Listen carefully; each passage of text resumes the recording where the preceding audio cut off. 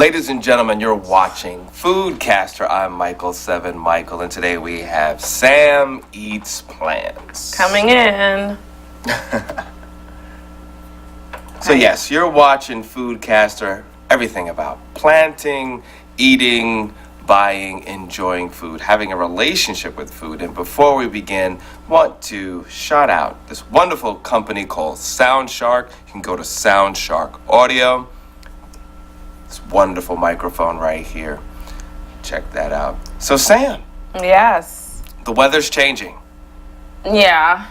And there are a lot of foods that you've mentioned before, or dishes that you could have to support that energy to make yourself warm. To deal with the cold? Yeah. It's true. I mean, it depends on what, one aligns himself with, but especially when you talk about ancient Chinese medicine or anything Ayurvedic, Okay. the way they see food is like everything is energy, and some foods can be cooling and some are warming, and then a lot of other things that food can be for you. And even all the types of tastes mean something. Like if something's pungent or spicy or sweet or sour. There's a fifth one that I can't think of right now. But all of those tastes mean something too. Yeah, I mean, in the summertime, fruits are more abundant. It's not by accident. It's because fruits are cooling. And I think one of the best things you can ever do in the summertime is to eat fruit, specifically for breakfast or as your first meal. You know what you shouldn't do in the summertime? Eat bacon and eggs for breakfast. Really? Why is that? One, no one should start their day with bacon and eggs. One. Honestly, two, everyone should start their day with fruit at some point during the year, even when it's winter, even when it doesn't make sense, because naturally we are tropical beings and the way our system works is best with fruit first. However, to start with fiberless food, so eggs and bacon doesn't have fiber. Right. So to start with fiberless food and to start with food that is harder to digest, because it's harder to digest animal products than it is plant products, is not the right way to start off the day. Okay. You're already going to be spending more energy than you need to digest, and yet you have the rest of the day to be awake. Like you should be eating the heaviest foods last so you can just go to sleep and sleep on it. Now, when you think about food being fuel, right? Yeah. Wouldn't you want a heavier meal early? Nope. Why not? Because it takes too much energy to digest. Okay. So if you eat a lot, or if you eat a lot of a certain type of heavy food, it just slows you down. I'll give you an example. They say that for the standard American diet, which is a heavy diet all day, but the standard American diet takes about 80% of all usable energy to just digest.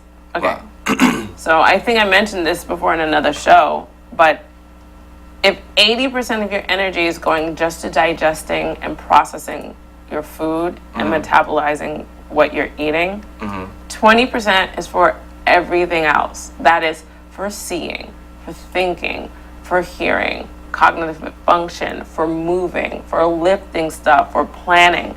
Like everything else is only 20% of your energy. So what does that feel like? Well, that feels like being sluggish, being slow. And then what do people tend to do every morning? They drink coffee. To pick themselves up when really they need to just change their habits. And they don't need to have coffee. I mean, it seems like the majority of people, I've seen the actual numbers, which were lower than I thought, but it was still the majority. But it seems like the majority of people not only have coffee every day, but they say they need coffee. And they're not awake unless they have it. Or they're not functioning unless they have it. That definitely is a personal problem because no other species seems to have an issue waking up in the morning and getting things done.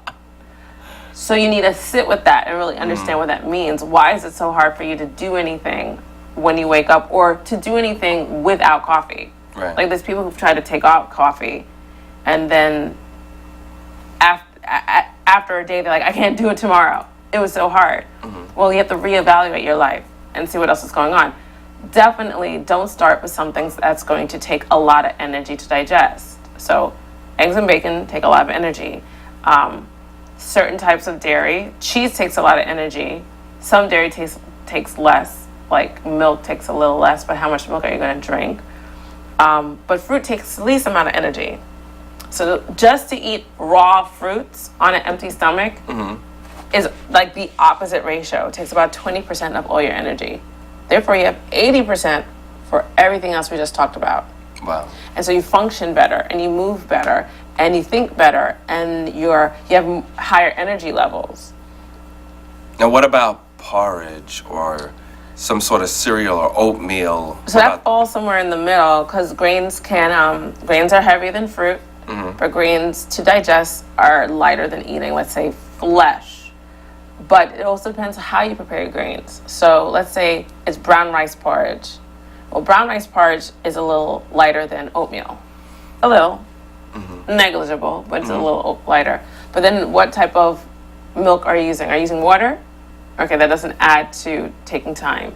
Are you using plant milk, like almond milk, soy milk? Are you using dairy milk, which is heavier? Are you putting fruits on top, or are you putting nuts? Nuts are heavier. Nuts take more energy to digest. So all these things go into it, but yet still, a porridge like that will take less energy to digest than, let's say, a bacon, egg, and cheese croissant from the local store. That takes far more. I mean, you'll start getting tired like after 2 hours. This is why people need to have their coffee with it. Right. You know what I'm saying? And I just showed thing of just different alternative milks. There's tons of them out there. Now there's so many. Even I'm stuck at the store. I'm just like, oh, choices. That's the problem with choices. It makes you take longer to choose. Right. So there's quinoa milk now. I've seen flax milk. I've seen hemp milk. I've seen, of course, the normal stuff like soy milk, rice milk. There's rice milk has been around for a while. Yeah.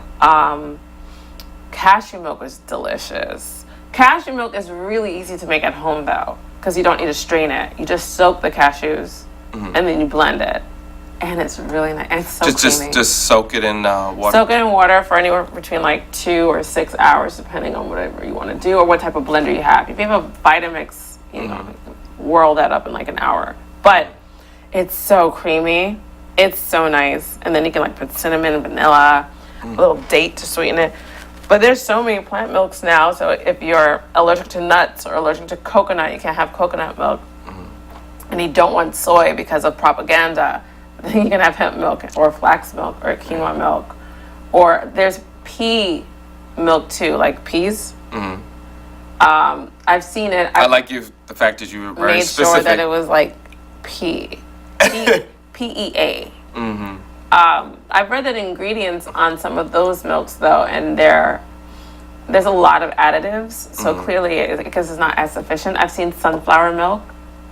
There's a place in Brooklyn, a vegan Ethiopian place that makes their own sunflower milk, and they use it in their coffee.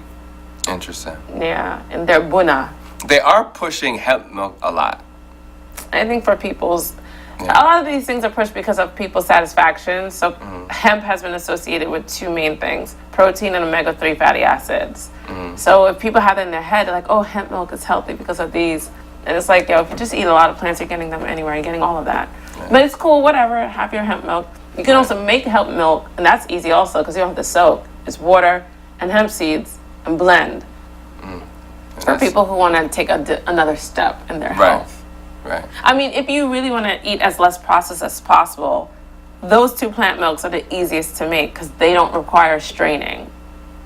Okay. Everything Which is else, the hemp milk and cashew milk. And cashew milk. All the other nuts, you need to strain.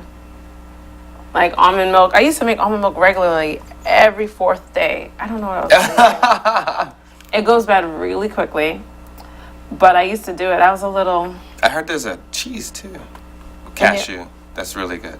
Cashew cheese is delicious. You know what? Cashews are so fatty. So they satisfy what you want in a cheese. Because cheese is fatty. Dairy cheese is like 75% calories of fat.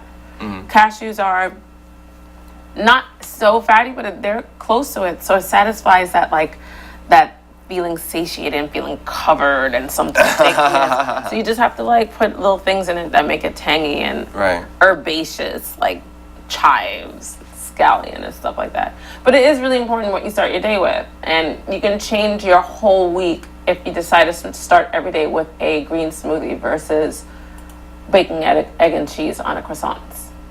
Yeah, I mean completely.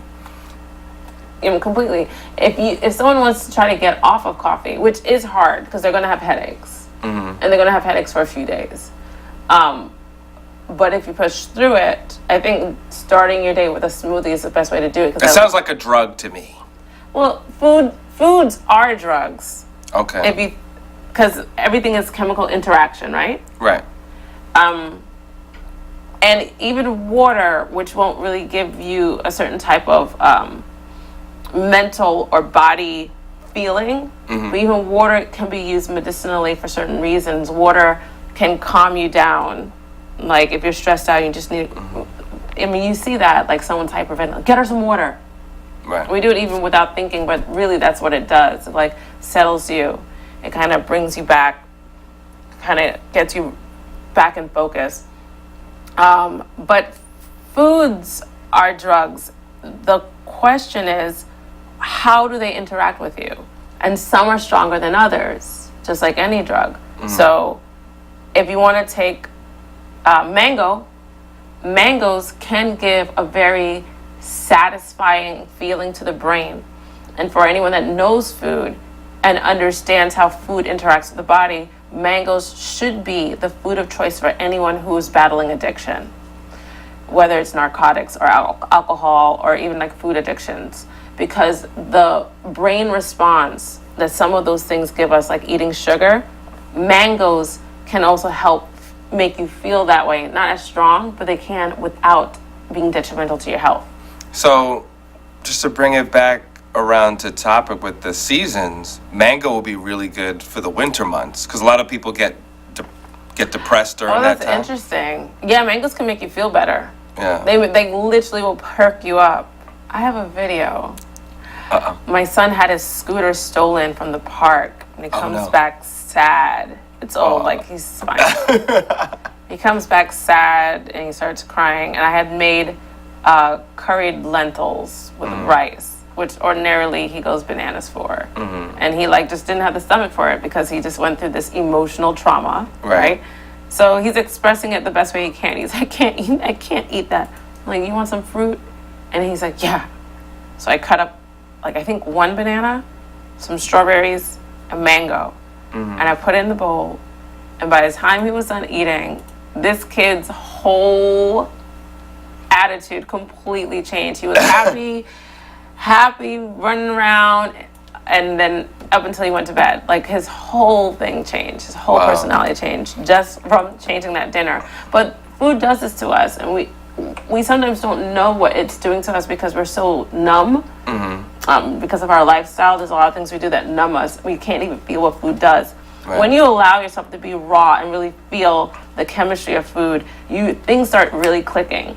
And when you start getting into doing cleanses for yourself, whether it's juice cleanses or water cleanses or like just raw food cleanses or just oil-free, processed sugar-free cleanses, when you start doing that and start getting the muck out, you really start to see what these foods do to you. So you were talking about like the coffee being a drug. Coffee is just a stronger chemical reaction than, let's say, a mango. The coffee itself, if you drink 10 cups simultaneously, like within a minute, can be fatal. So if we all understand that, like that's what coffee is, we need to understand we have to have a lot more respect for it when we drink it. And it's not to say don't drink it, but you need to know the chemistry of what you're putting in your body. There's a lot of theobromine. It's a neurotoxin. Clearly it's a stimulator. That's why we drink it. You have to understand what happens in your body when you decide to directly put a stimulating component into your body. It triggers your kidneys start getting they start overacting because the adrenal glands sit right on top of the kidneys. Your adrenal glands are shooting adrenaline because you just took it in. Here's the problem though. You drink coffee every day, right? The adrenal glands are there for a reason. They are there to like, wake up because danger's coming. Right. Wake up, we got to get out of here. Wake up, there's a line behind me. Wake up, there's a fire, grab your kids, go. Like those adrenal glands are there for that. The adrenaline is pumped so we get focused and get out. Now, if you drink coffee every day, if you have chocolate once in a while, because chocolate also has theobromine. You have chocolate. If you live in New York City and you hear those sirens all the time, the police sirens, the fire sirens, the EMT, you go in Times Square just for a moment and the TV blaring and this and that, you watch the news, breaking headline, tragedy in Oklahoma. All that also fires off our adrenal glands. Okay. Listen, I see where you're going with it. I'm going somewhere. Over 60% of Americans have adrenal fatigue. Your adrenaline, your adrenal glands can actually run out of steam, which is awful for your body because then you run out of energy. And there are people who exist who are as young as 20 who are already in adrenal fatigue, who have to have days on end in a bed because they cannot function. Wow. Their adrenals have gone too much. And so it's important to understand all this so then when you decide you're going to have coffee every day, that you know what you're doing to yourself. It is a drug. A coffee can be very helpful. Let's say you have something to complete in a week and you don't have a lot of time and you cognitively know this and you're like, all right, I don't have a lot of time. I'm going to do what I need to do to make this happen, and then I'm going to heal myself afterwards. And then you drink your coffee, and you drink your coffee 3 times a day for that whole week, and you make sure you eat very not as many calories so you can have more energy to get it done, and you're sleeping less. All these things are unhealthy, but you decided, I know what I'm doing. I want to do this for a week, and then when the week is done, you rest, you sleep, you allow your body to recoup. We don't do that though. We keep going. Now, is there a certain time of the year that coffee should be used or should not, or it's just coffee should not be just not every day? Well, coffee should never be a daily occasion. Okay. But I know that's part of our culture. No, it should not be. It should be used for a reason. It should be used just like alcohol. It should be used for a reason. And alcohol is daily for some people, and that also should be used for a reason. Coffee should not be drunk. It should not be drunk in the summertime. Okay. Coffee should not be drunk. It should be Drinked, not drinked. Drunk. Anyway. We shouldn't drink coffee in the summertime. You got me questioning myself on that. We shouldn't be drinking coffee in the summertime, and there's reasons for that. It is too warming, it is too heating, and it's already hot outside. You drink that coffee, and then it's a really hot day. Your body temperature is already going up. You're sweating more than you would anyway because you're drinking coffee. Now you're going to step outside. You want to talk about cumulative heat exhaustion. That's drinking coffee in the summertime. No one should be drinking coffee in the summertime. It doesn't work with our bodies. But when you don't understand food science and then you don't have a culture of really understanding what food does to you, you do these things and then you are like, oh my God, I'm having these issues. I'm getting dizzy. I don't know why I'm getting dizzy. And you have no idea. It has everything to do with how you're living and your lifestyle. So if we start from season, let's start with summer. So summer we should eat predominantly raw fruits and vegetables. Predominantly. Definitely no meat. Okay. And watermelon, right? That's cool. Watermelon's phenomenal. Yeah. For not just is it cooling, it's cleansing. Watermelon strips mucus and phlegm away from our bodies. Watermelon's amazing. Watermelon, honeydew, and cantaloupe, melons in general, and they should be eaten alone. You know what else does that really well? Pineapple and citrus. So oranges, just really stripping. Apples do it too, but apples aren't around. You shouldn't really have apples in the summertime because they don't really come into season until the fall. But apples do that well too. So then as the season turns, right, you can start having different types of fruit. So tropical fruit is more cooling than orchard fruit, right? And what comes into season around late August and then September, it's apples, it's grapes, Persimmons come around in October. Persimmons are dense and sweet. That will help. That's a more warming fruit, but it's still not a warming food because fruit isn't warming, but it's it's a less cool fruit because it's dense. There's a lot of calories in this small little persimmon. If anyone doesn't know what a persimmon is, it looks like it's a tomato, but it's very sweet. And it's orange on the inside, it's orange on the outside. And there's two types. There's ones that kind of look like a little like heart, and the other ones that look like the squat tomatoes. But they are a fall fruit, and they grow in temperate zone climates, like in New York or like in lots of places of Russia or Poland, things like that. Squashes start coming around. Even the colors, the fact that so many things are orange, it's already telling you what you need. And it's not just beta carotene. Yes, beta carotene is in orange. There's also something called zeaxanthin. That's in those colors as well. And then with the purples and the reds, the anthocyanin. All of these chemicals, all these food components really help nourish us, really helps our immune system.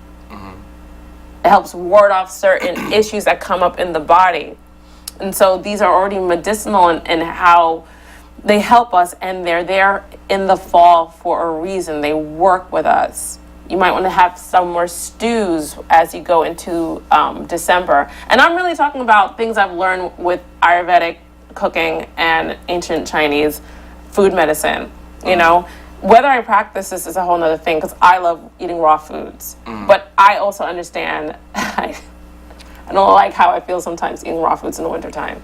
Right. I'm cold. Like, my hands get cold. But yeah, anyone else, like the stews in December, like lentil stew, chicken soup, you know, I don't advocate that stuff. But yeah, chicken soup is very warming. The bones of the feet and the necks of the chicken in particular, it's quite fatty, and a lot of minerals are in those areas. Funny thing is, culturally in America, those are the pieces that no one eats.